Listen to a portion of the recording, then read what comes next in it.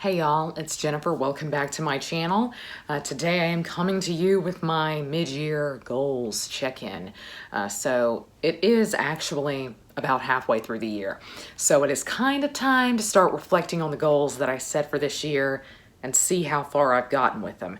I thought I would combine this with kind of a goals list that I have for the second half of the year. So there are some things that didn't make it into my list of goals for the new year because I didn't know that I would actually want to do them. So I thought we could go through the list of goals that I set towards the beginning of 2021, see how I'm doing on those, and then we could talk about goals that I have for the second half of the year and kind of going forward into next year. I think it's probably best to give myself some extra time on some of the goals that I am setting for myself for the second half of the year. So I posted a video either at the very end of last year or the very beginning of this year, going over my goals for 2020, whether or not I met them, and then setting goals for this year, 2021. And so I rewatched that video and I wrote down my list of goals that I set. And so I thought I would go over them one by one, and we'll see how I'm doing on these. The first thing I will talk about, though, is my Napoleon project. I did a separate video on that because I essentially made my entire list of reading goals for the year. I kind of made that list revolve around Napoleon. 2021 is the bicentennial of Napoleon's death. That was in May. And at the very end of last year, I was reading a biography of Napoleon, and I discovered that I really, really liked Napoleon, and I liked specifically that he was a reader. So my goal this year was to essentially make all of my bookish goals revolve around Napoleon in some way, shape, or form. So I always want to read nonfiction. I wanted to read more nonfiction about Napoleon. I wanted to read historical fiction or adjacent books about Napoleon. And then I also really wanted to focus on reading books that Napoleon himself would have read. And I've thought about doing an individual video that essentially states my progress with this, goes over some of the books that I have read for this project. And so let me know down below if you would be interested in that. But I personally feel good about this so far. Just to say something in this video, I really do feel good about this project. A couple of the really big books on my TBR I have gotten out of the way. I finished that biography. I've read another nonfiction that dealt with Napoleon. I have attempted War and Peace. I'm currently still reading War and Peace. And I have read several books that Napoleon had in his library and that he considered favorites. And so moving forward, I still do want to focus on nonfiction, but that's not going to be nearly as important for me.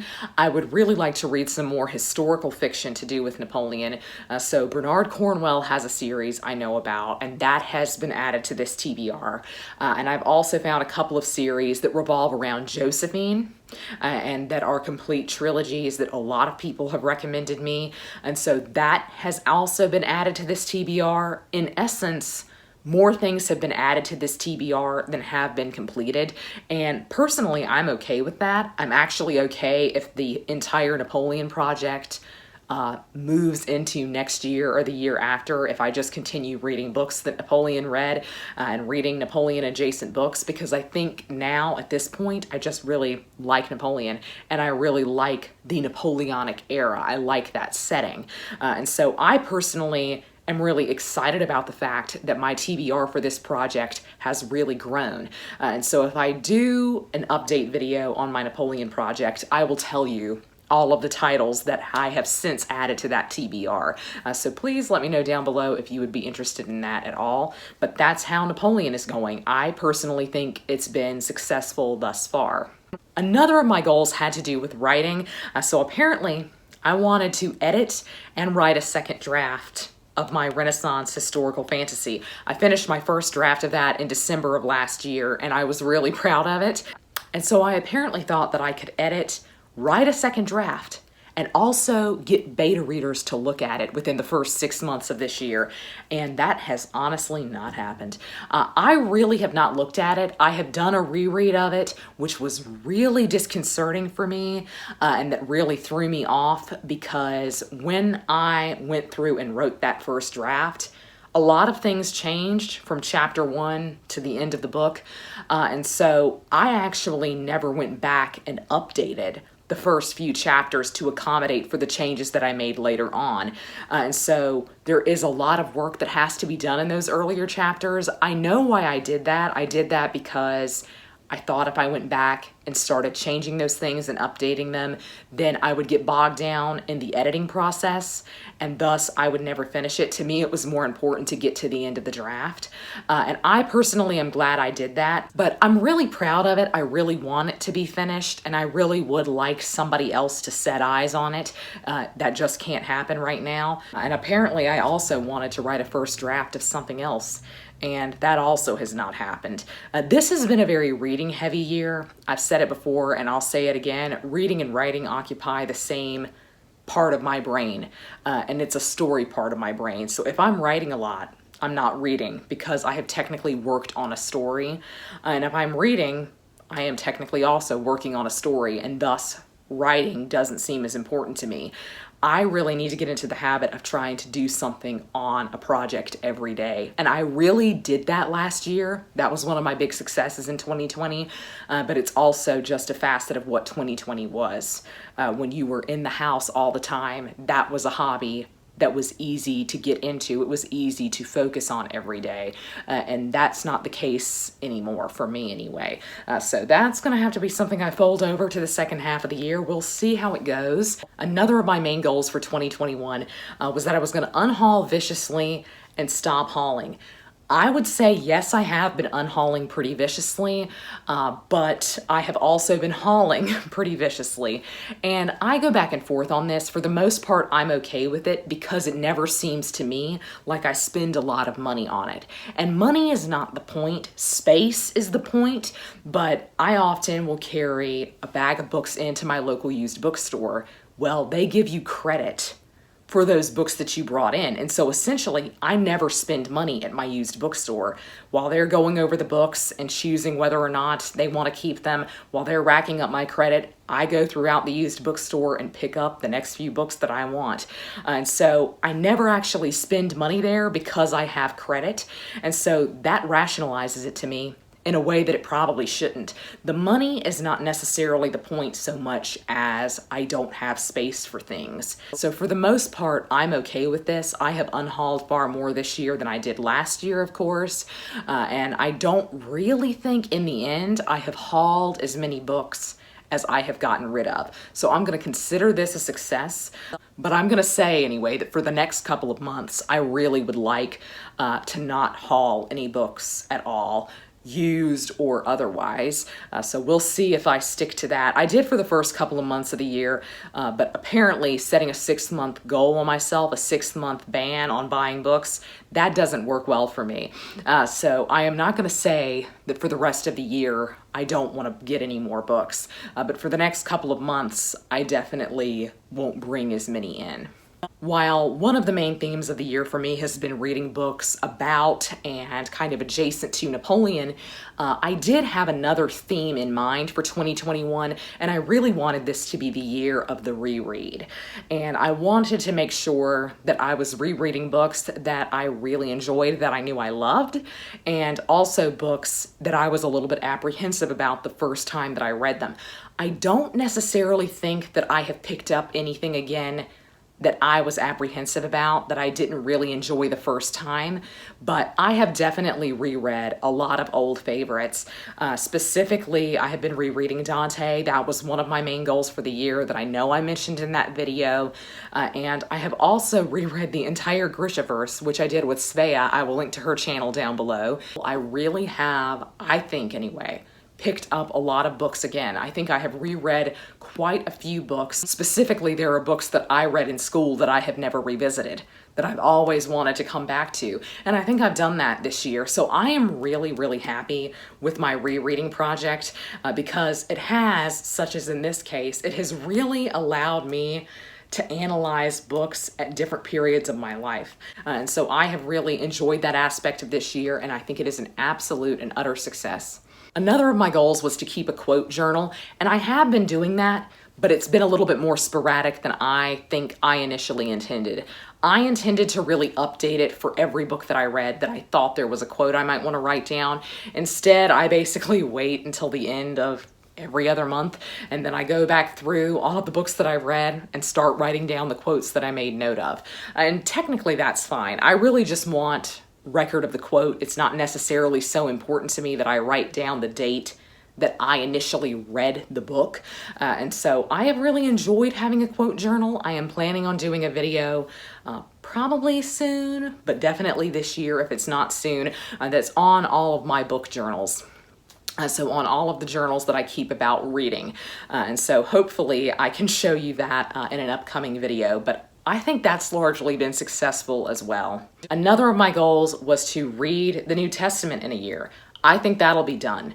So I think I am doing very well on that. I have actually skipped around in the New Testament. I started reading it at the very start in Matthew, and I was in Matthew for like 3 months because I kept going over things and trying to make notes, and I told myself the reason that I wanted to read the New Testament in its entirety was that I wanted to say I read it first before I went back in and analyzed it. And so that has been a really hard thing in my brain because I often think to myself, do I understand this? Do I understand what's happening? Do I understand everything that he's saying? Am I getting out of this what I should be getting out of this? And so I told myself I need to read an entire book of the Bible before I look at any commentary on it. And that has actually been very helpful to me because it has made me try to process it myself. So I got a more portable Bible, which is my Oxford World's Classics edition, and it essentially has no notes in it. And so it is actually really just the text, just the King James Version of the Bible. And so I can't escape it. I can't go and look for maps or look at notes. And so it really makes me focus on the text itself, which was my goal with this reading goal.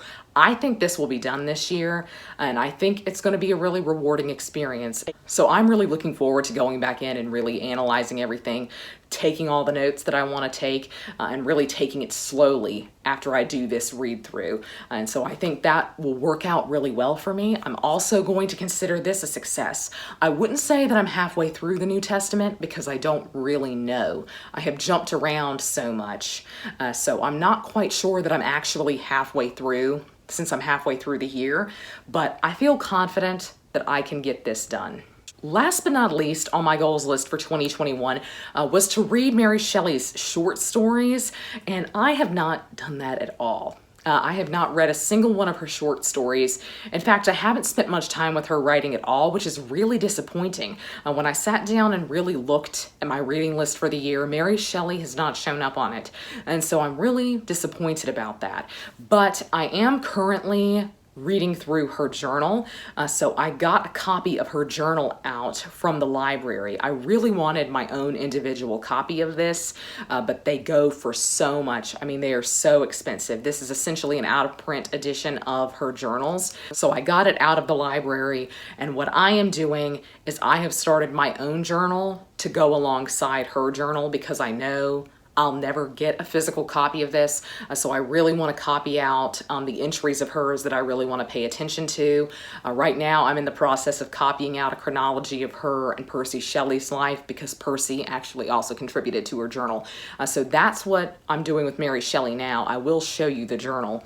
So here is her journal. I am not very far into it. I'm actually in the chronology of her life, her and Percy's life, and I am handwriting that out because I really do want to be able to look back and see when they published certain works. So that's really important to me, is to see the publishing alongside what is personally going on in her life.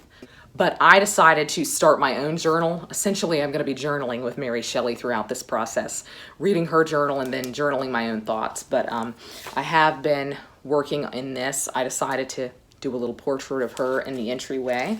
And so I have been writing out chronologies, and I have also written out kind of the oddities that are in the journal. So she would cross things out. There is a certain type of italicizing and everything that's done when Percy actually makes a contribution to the journal.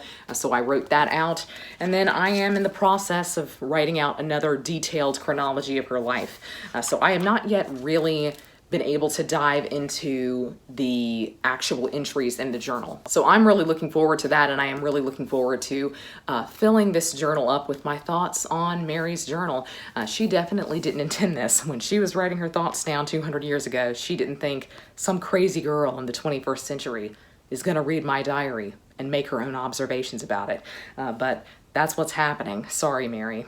But that's really my current read of Mary Shelley's work. And then up next for me with Mary is The Fortunes of Perkin Warbeck. So this is my next novel of hers that I have to get to. I did start this last year, but I started an ebook copy of it, and I don't think that it was necessarily very well done. I think it was very choppily done. I think parts of it had been cut entirely because I see now how big the book is. So I got a print-on-demand copy of this because this book is her Wars of the Roses historical fiction. I just cannot wait. I really cannot wait because this book is about Perkin Warbeck, who was actually a pretender to the throne during Henry VII's reign, and he claimed to be one of the princes in the Tower. And so essentially he claimed to be somebody with a legitimate claim to the throne of England, and he was really backed by a lot of people. A lot of people believed him, and apparently Mary Shelley also believed this story, or so she says in the prologue to this book. So this is my next read from her, and I am really looking forward to it. I feel sure I'm going to love it because I've loved her other historical writing. But that is where I'm at with Mary Shelley. I really do need to catch up with her in the second half of the year. I will say I think this goal has been a bit of a failure. So this is clearly one that I need to work on in the second half of the year. But I thought that I would tell you what is coming up next for me in the second half of the year, new goals that I have. But of course, I am going to be continuing on in my Napoleon project. So the main thing that I would like to get to in terms of my Napoleon project for the second half of the year are the essays of Michel de Montaigne, or Montaigne, I'm never quite sure how to say that, but I don't intend to read all of this. These are his complete essays. This is one of Napoleon's favorite classics, and so I'm really looking forward to diving into this in the second half of the year. But I have a few series that I would like to start on my channel that I thought I would tell you about. This way you can keep me accountable. But one of the series that I would like to start in the second half of the year is something that I'm going to call romantic reads. And so essentially, I would really like to chronicle my reading of the romantics, the romantic poets and writers, because I noticed that I read them quite a bit. I read a lot of their poetry, but I don't have anywhere to chronicle my feelings about it. So maybe I should start a journal that is just about the romantics and spare you this series. But I thought that I would actually kind of come in every now and again and do a review of one of the romantic poets, of one of their works, especially if it's longer. And so coming up next for me in terms of Percy Shelley is the Cenci, which is a play of his, and I'm really looking forward to it. It's set in Renaissance Italy. I've already shown you what's coming up next for me with Mary Shelley, what's up next for me with Lord Byron as Manfred. So I am excited about that one. I'm a little bit apprehensive, but I am excited about that one. And so I just would kind of like to chronicle my journey with the romantics throughout the rest of the year. Something else that is on my list is something that really would have shocked me if you would have told me at the beginning of the year that this is something that I would want to do. But I am going to try to read the rest of Dostoevsky this year. I'm in love. I'm genuinely in love with him. I'm in love with his writing. I am currently reading The Idiot, and I have ordered everything else that he ever wrote. And so I am really excited to read some of his shorter fiction. I'm really excited about a book called Demons, which is also called Devils, which I had never heard of prior to kind of looking into him. And I think I'm really going to like that. And I am, of course, also going to read Crime and Punishment, and I'm going to read The Brothers Karamazov. I'm really looking forward to it. And my plan is to chronicle these reads on my channel and hopefully do an individual review of each of them, hopefully, because I would really like to do more individual book reviews on my channel. I know that's how I discovered BookTube. I know it's how a lot of people discovered BookTube, was through individual book reviews. And so I would really like to make more of them. So I am hopeful that I can get through maybe half of Dostoevsky's backlist prior to the new year, but this is definitely a goal that I foresee going into 2022. So I am just really excited about this right now. Currently, I really want to finish this and just dive into another one of his works. I'm really looking forward to reading more of Dostoevsky. We need a little backstory to this next project that I'm thinking of. But a few weeks ago, I asked on Instagram, what is a book that you would personally recommend to me? And I would love to hear more suggestions down below, books that you think I personally would really enjoy. But I am gonna put some of these suggestions to the test because there are some books that you guys have recommended to me over and over and over again. And so this project is going to be all about reading your recommendations. So one of the books on my list is The Magic Mountain by Thomas Mann. This has been recommended to me at least 3 times in the past month. And so to me, it's a sign. It's a sign that I'm probably gonna like it. I know very little about it. I do know that it's modernist, so I might struggle with that a little bit. But this is one that I have been recommended by 3 different people. So I'm really excited about this one. I have also been recommended the Memoirs of Hadrian several times, and it was recommended to me twice on Instagram when I asked for recommendations from you guys. And so this is a historical fiction from the perspective of the Emperor Hadrian, and I have always had the sense that I would really like this. So I am really excited to pick this one up. And the last of these is 93 by Victor Hugo, which is apparently his last novel, and it is set during the Reign of Terror in 1793 during the French Revolution. And I am really, really excited about this. This actually segues into my next project for the second half of the year. But these are 3 books that were recommended to me and that have been recommended to me at least twice. So I definitely have more books for this project on my TBR, and I'm thinking about making a video that's just all about the books that you have recommended to me. This is the project I am the most excited about, is to see how well you guys know my reading tastes. I feel very confident in 93, I have to say. And so this does segue into my next project, which is all about reading the French Revolution. And so this is a French classic about the French Revolution, and I am just really excited about it. I've always had the sense Victor Hugo and I would get along, and so I really do think I'm probably going to love this. So this is definitely on my list for that project. But soon Tanya from Bookish Topics and I are going to be buddy reading A Place of Greater Safety by Hilary Mantel. And so this is one of Hilary Mantel's first books, I think. And it also has to do with the French Revolution, but specifically it follows Robespierre, Marat, and I think it does follow Danton. And it follows them from a young age up through the Reign of Terror. And if it is anything like Wolf Hall, if it is a fraction as good as Wolf Hall was, I'm going to give this book 5 stars. So I'm really looking forward to this one. So this is going to be a really wonderful historical fiction set during the French Revolution. And then I also have The Gods Will Have Blood by Anatole, France. And this is also a French classic that was written in the early 1900s. And it is also about the Reign of Terror.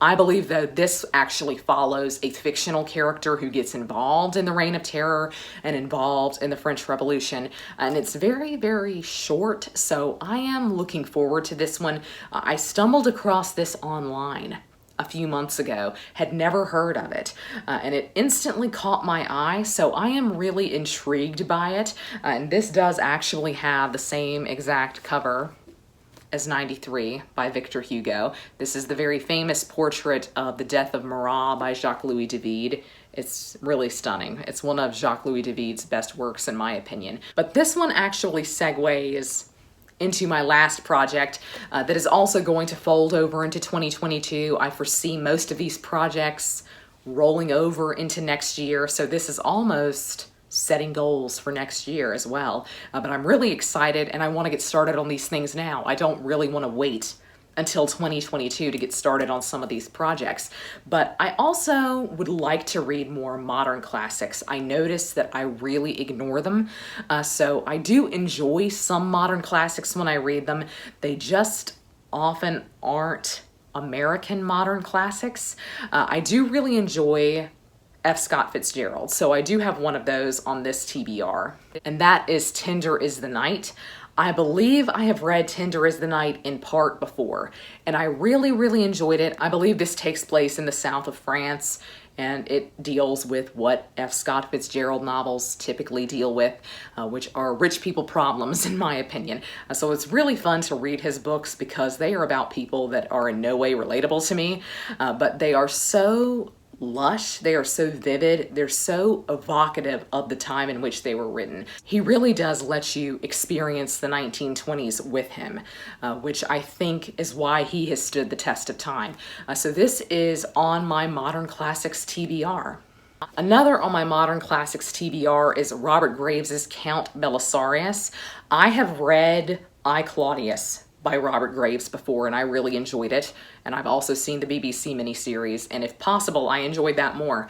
But this is his historical fiction that is set during the Byzantine Empire, and it focuses on the historical figure General Belisarius, who was really, really famous at the time and historically has been regarded as kind of the last of the great Roman generals. And this, I think, accounts all of his military exploits, and it's told from the point of view of somebody who works for Belisarius, and so it is told from a fictional point of view. And so I'm really, really excited about this one. This is one I would like to pick up very soon, but this definitely counts as a modern classic. Maybe it's a little bit less known than some of Robert Graves's other works, but this is one that I am really excited about. And is this illustration on the cover not just beautiful? It doesn't actually say who the artist is. Maybe this was done anonymously, but that is beautiful. Last but not least, is a really massive book that I am hopefully going to tackle in nonfiction November, but I would like to get it started before then. I didn't realize how big this was. I really didn't. I didn't realize how big this was when I ordered it. But this is The History of the Russian Revolution by Leon Trotsky. It's just huge. It's bigger than my face. And look at it. Massive. So this is a really fascinating primary source. It's really unique to have a perspective on a revolution by somebody who was a key player in that revolution. And I find Trotsky really fascinating. Here is a picture of Trotsky. Does he not just look exactly like you've always imagined he would? This apparently took him years and years to write, and it was also apparently banned because Stalin thought it was anti-Stalin. I'm in the middle of a love affair with Russian literature right now, so I'm hoping that it continues through the end of the year. I would like to get this started, but who knows when I would finish it. It's actually under 1,000 pages. You wouldn't believe it by looking at this, but a lot of this is actually notes and appendices. So this is going to be a really fascinating read, and hopefully I can do a video about this. I really think this is going to be a thought-provoking book. So I'm really interested to read it not only as a history of the Russian Revolution, but also as a history of the Russian Revolution through the eyes of Trotsky. So it's going to be interesting to read this on many different levels, as a historical text, as a work of nonfiction, as a work of semi-autobiography in a way.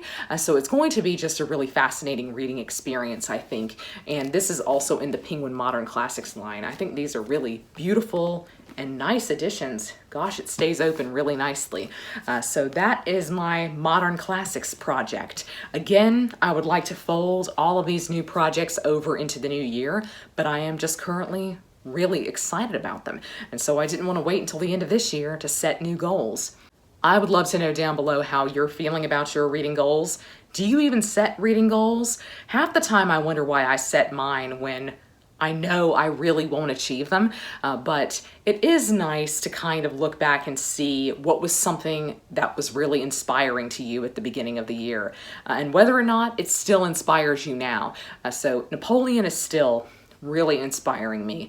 So I'm really looking forward to the second half of the year, and I'm looking forward to getting into these new projects. But that's going to be all for me today. I hope you're all having a great week. Happy reading. Goodbye.